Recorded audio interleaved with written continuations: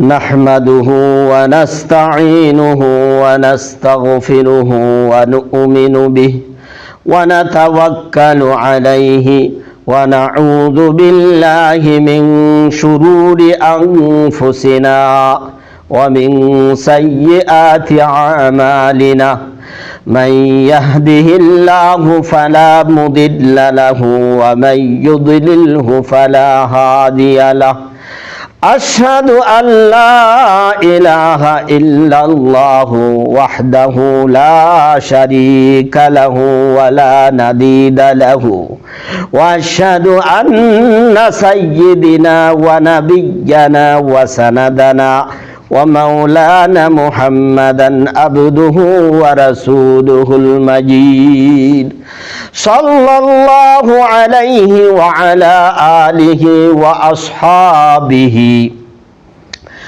وأصحابه إلى يوم الوعيد أما بعد أعوذ بالله من الشيطان الرجيم بسم الله الرحمن الرحيم فمن يريد الله أن يهديه يشرح صدره للإسلام আল্লাহর নবী সাল্লাল্লাহু আলাইহি সাল্লাম বলেছেন, যখন নাকি এই আয়াতটি নাজিল হয়েছে,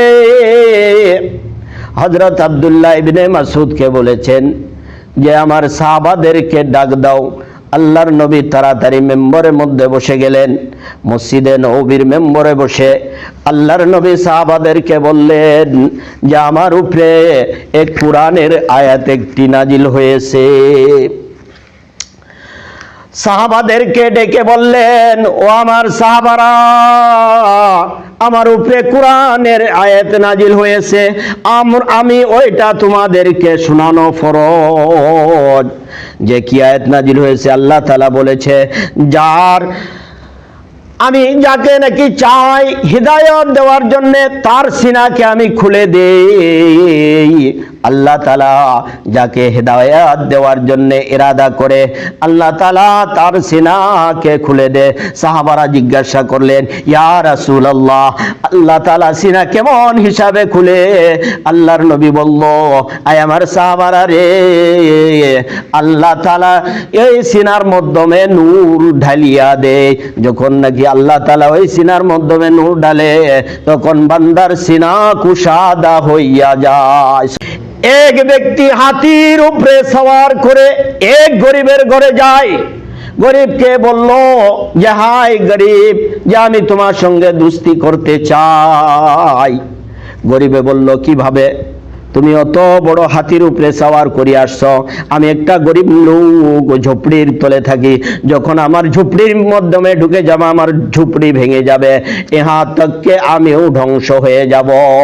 গরিবে বলছে, না না, হবে না, তোমার সঙ্গে দোস্তি হবে না। তখন সেই লোকটি বলল যে, আমি যে গরিবের ঘরে দোস্তি করি, সেই গরিবকে এমন ঘর বানাইয়া দেই যে ঘরের মধ্যে নাকি আমি হাতির উপরে সওয়ার হয়ে সেই ঘরে ঢুকতে পারি।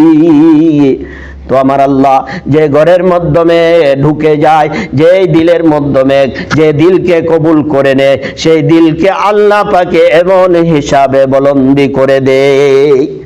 তো ভাই, আমাদের দিলকে আল্লাহর দিকে ওই হিসাবে বলন্দি করতে হবে। যদি আমরা বলন্দি করতে না পারি, আর যদি কঞ্জুসি করি, অর্থাৎ আল্লাহর সঙ্গে মহব্বত করতে হবে। যদি আমি আল্লাহর সঙ্গে মহব্বত করি, আল্লাহ আমার সঙ্গে মহব্বত করবে। সেই জন্যে ভাই, আমরা যারা আজকে ইরাদা করি যে আমরা সবাই আল্লাহর সঙ্গে মহব্বত করব, আল্লাহ আমাদের দিলকে কুশাদা করবে ইনশাআল্লাহ।